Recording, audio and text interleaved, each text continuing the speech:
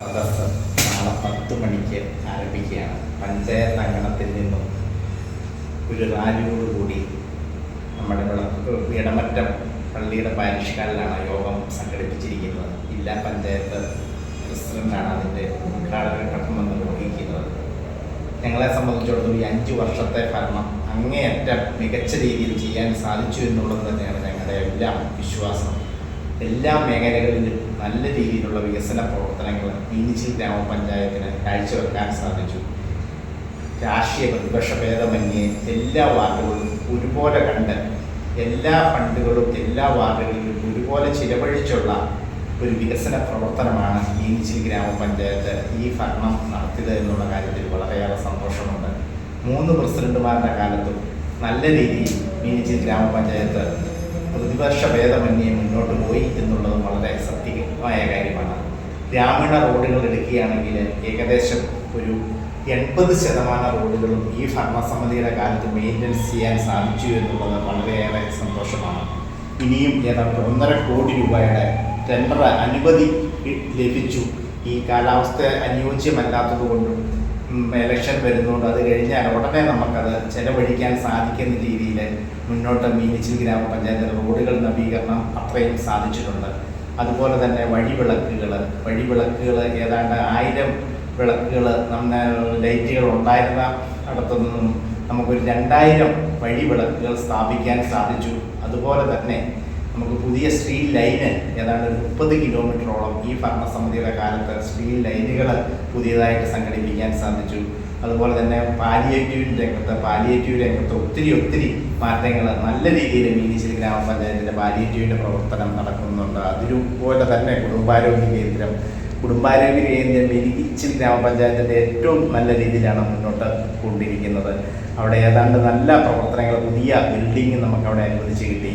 അങ്ങനെ മീനച്ചിൽ ഗ്രാമപഞ്ചായത്ത് ആരോഗ്യ രംഗത്ത് ഒത്തിരി പ്രവർത്തനങ്ങൾ മീനച്ചിൽ ഗ്രാമപഞ്ചായത്തിന് നടത്താൻ സാധിച്ചു എന്നുള്ളതിലും വളരെയേറെ സന്തോഷമുണ്ട്. അതുപോലെ തന്നെ ലൈഫ് ഭവന പദ്ധതി മീനച്ചിൽ ഗ്രാമപഞ്ചായത്തിലെ എല്ലാ ലൈഫ് ഗുണഭോക്താക്കൾക്കും വീടുകൾ കൊടുക്കാൻ സാധിച്ചു എന്നുള്ളതാണ് ഏറ്റവും വലിയൊരു സന്തോഷം. നമുക്കറിയാം, വീടുകളായ ഏവരുടെയും ഒരു സ്വപ്നം തന്നെയാണ് വീടുകൾ.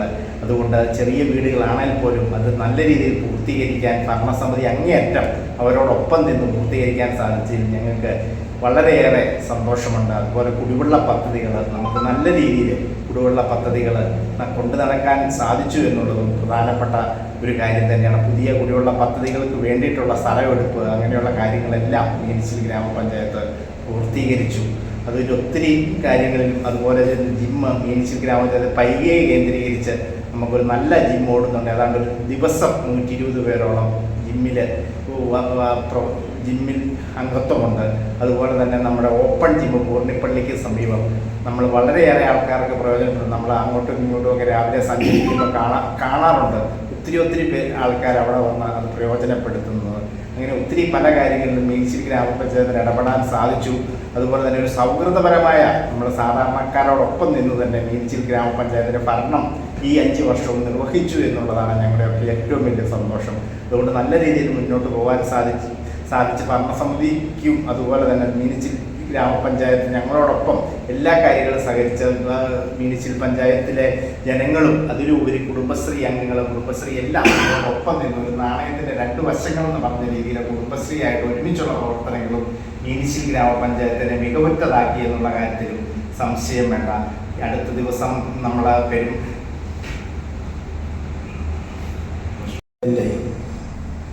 ആദ്യ 2 വർഷക്കാലം ഞാനാണ് പഞ്ചായത്തിൻ്റെ പ്രസിഡന്റ്.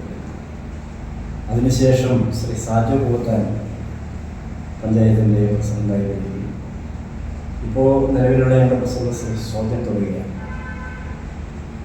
ഞാൻ തുടങ്ങി വെച്ച ഓരോ പ്രവർത്തനങ്ങളും അഭിമാനത്തോടുകൂടി പൂർത്തീകരിക്കുന്നതിന് പിന്നീട് വന്ന പ്രസിഡന്റുമാർക്ക് കഴിഞ്ഞു എന്നുള്ളതാണ് ഈ ഭരണത്തിൻ്റെ ഏറ്റവും ഒരു മികവായി എന്നാണ്.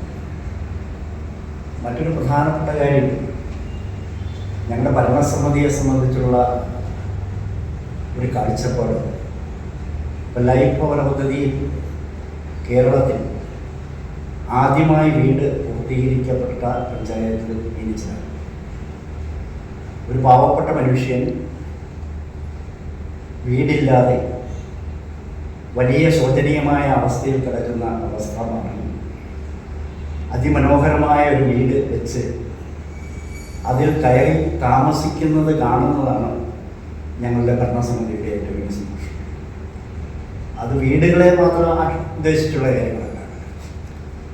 അതിദാരിദ്ര്യമില്ലാത്ത പഞ്ചായത്ത് ഞങ്ങളുടെ പഞ്ചായത്തിനെ മാറ്റാൻ കഴിയും.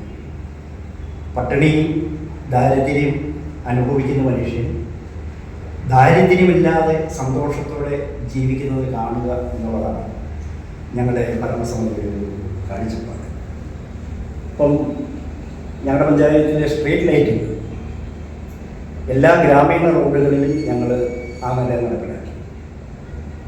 വെളിച്ചം വരുമ്പോൾ ആ പ്രദേശത്തെ മനുഷ്യൻ്റെ മുഖത്ത് ഉണ്ടാകുന്ന സന്തോഷം, അതാണ് ഞങ്ങളുടെ ഭരണസമിതിയുടെ ഒരു സന്തോഷം. ചുരുക്കി പറഞ്ഞാൽ സമൂഹത്തിൽ നീതി തുല്യമായി തുല്യ അളവിൽ ലഭ്യമാക്കുക, അതിനകത്ത് രാഷ്ട്രീയമോ ജാതിയോ മതമോ ഒന്നും ഞങ്ങൾ പ്രശ്നമില്ല.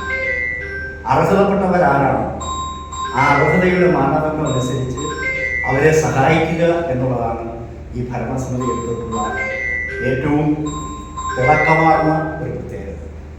ഇപ്പം ഞങ്ങളെ സംബന്ധിച്ച് ഈ 5 വർഷം പിന്നോട്ട് നോക്കുമ്പോൾ ഒട്ടേറെ നല്ല കാര്യങ്ങൾ ആ നാടിന് വേണ്ടി ചെയ്യാൻ ഞങ്ങൾ കഴിഞ്ഞിട്ടുണ്ട്.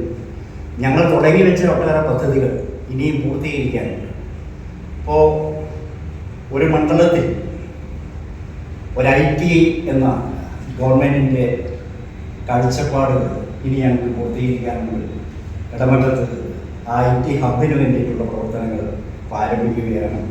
അതോടൊപ്പം തന്നെ കാർഷിക മേഖലയിൽ ഞങ്ങളുടെ പഞ്ചായത്ത് കൂടുതൽ കാർഷിക മേഖലയിൽ ഊന്നി ജീവിക്കുന്ന ജനങ്ങളാണ്. അപ്പോൾ ആ കാർഷിക മേഖലയെ സഹായിക്കാൻ കഴിയുന്ന, കൃഷിക്കാരുടെ ഉൽപ്പന്നങ്ങൾക്ക് ന്യായമായ വില ലഭിക്കാൻ കഴിയുന്ന കാർഷിക വിപണന മേളകൾ അത്തരത്തിൽ സംഘടിപ്പിക്കാൻ ഞങ്ങൾ ഉദ്ദേശിക്കുന്നുണ്ട്. കുടുംബശ്രീയെ സംബന്ധിച്ച് പ്രസിഡന്റിനോട് സൂചിപ്പിച്ചു. 144 കുടുംബശ്രീ ഒരമ്മ പെറ്റ മക്കളെ പോലെ ഒറ്റക്കെട്ടായി പെരുമയോടെ മുന്നോട്ട് പോവുകയാണ്. അപ്പോൾ ആ കുടുംബശ്രീയുടെ ഉൽപ്പന്നങ്ങൾ വിതരണം ചെയ്യുന്നതിനും അവർക്ക് കൂടുതൽ മെച്ചപ്പെട്ട സാമ്പത്തികം ലഭിക്കുന്നതിനും കഴിയുന്ന കുടുംബശ്രീ വിപണന ഹബ്ബുകൾ ആരംഭിക്കാൻ ഞങ്ങൾ പരിപാടി പ്ലാൻ ചെയ്തിട്ടുണ്ട്. ബഡ് സ്കൂൾ ഭിന്നശേഷിക്കാരുടെ കുട്ടികൾക്ക് വേണ്ടി ഞങ്ങൾ പ്ലാൻ ചെയ്തിട്ടുണ്ട്. പ്രവർത്തനം ആരംഭിക്കേണ്ടതായിട്ടുണ്ട്. അതോടൊപ്പം തന്നെ ഇവിടെ ആരോഗ്യ മേഖല, കോവിഡിൻ്റെ പശ്ചാത്തലത്തിലാണ് ആരോഗ്യ മേഖലയെ സംബന്ധിച്ച് കൂടുതൽ ഞങ്ങൾ ശ്രദ്ധിച്ചത്. അപ്പോൾ ഒരു മഹാമാരി വന്നാൽ എങ്ങനെ അതിനെ അതിജീവിക്കാൻ കഴിയും, അതിനു വേണ്ടിയിട്ടുള്ള എല്ലാ പരിശ്രമങ്ങളും കിടപറയാർ കുടുംബാരോഗ്യ കേന്ദ്രവുമായി ബന്ധപ്പെട്ട് പാലിയേറ്റീവ് പ്രവർത്തനങ്ങൾ ഇവിടെ ഞങ്ങൾ സംഘടിപ്പിച്ചു വരികയാണ്. ആ സന്ദർഭത്തിലാണ് നമുക്ക് പുതിയ മന്ദിരങ്ങൾ ലഭിക്കുന്നത്. ഇപ്പോൾ ന്യൂനപക്ഷ ഗ്രാൻഡ് ഉപയോഗപ്പെടുത്തിക്കൊണ്ട് ഏകദേശം 1.5 കോടി രൂപയുടെ പഴയ കെട്ടിടം പൊളിച്ച് പുതിയ കെട്ടിടം നിർമ്മിക്കുന്നതിന് വേണ്ടിയുള്ള പ്രവർത്തനങ്ങൾ ആരംഭിച്ചു കഴിഞ്ഞു. ആ 1.5 കോടിയുടെ പ്രവർത്തനങ്ങൾ പൂർത്തിയാക്കിയാൽ വീണ്ടും 1.5 കോടി ആ കെട്ടിടത്തിൻ്റെ അനുബന്ധ പ്രവർത്തനങ്ങൾക്ക് വേണ്ടി ഗവൺമെൻറ് തരാമെന്ന് സംബന്ധിച്ചിട്ടുള്ള, അങ്ങനെ നാടിനെ സഹായിക്കാൻ കഴിയുന്ന നിരവധിയായ പദ്ധതികൾക്ക് ഈ ഒരു കാലഘട്ടത്തിൽ തുടക്കം കുറിക്കാൻ ഞങ്ങളുടെ കൂട്ടായ പ്രവർത്തനങ്ങൾക്ക് കഴിഞ്ഞിട്ടുണ്ട്. അത് മാത്രമല്ല, അഴിമതി എന്ന് പറയുന്നത് ഇപ്പോൾ രാഷ്ട്രീയക്കാരെ കാണുമ്പോഴും ഉദ്യോഗസ്ഥന്മാരെ കാണുമ്പോഴും പൊതുസമൂഹം ഇവരെല്ലാം അഴിമതിക്കാരാണ് എന്നുള്ളൊരു വിലയിരുത്തൽ നമ്മുടെ പൊതുസമൂഹത്തിലുണ്ട്. എന്നാൽ രാഷ്ട്രീയക്കാരിൽ അഴിമതിയില്ലാത്തവരും ഉദ്യോഗസ്ഥരിൽ അഴിമതിയില്ലാത്തവരും ഉണ്ട് എന്ന് തെളിയിക്കാൻ കഴിഞ്ഞ 5 വർഷത്തെ ഞങ്ങളുടെ കൂട്ടായ പരിശ്രമത്തിന് കഴിഞ്ഞിട്ടുണ്ട്. അതുകൊണ്ട് ഞങ്ങളുടെ ഉദ്യോഗസ്ഥന്മാരോടും ഈ അവസരത്തിൽ അതോടൊപ്പം പൊതുജനങ്ങളോടും നന്ദിയും കടപ്പാടും അറിയിക്കാൻ അവസരം ചെയ്യുകയാണ്.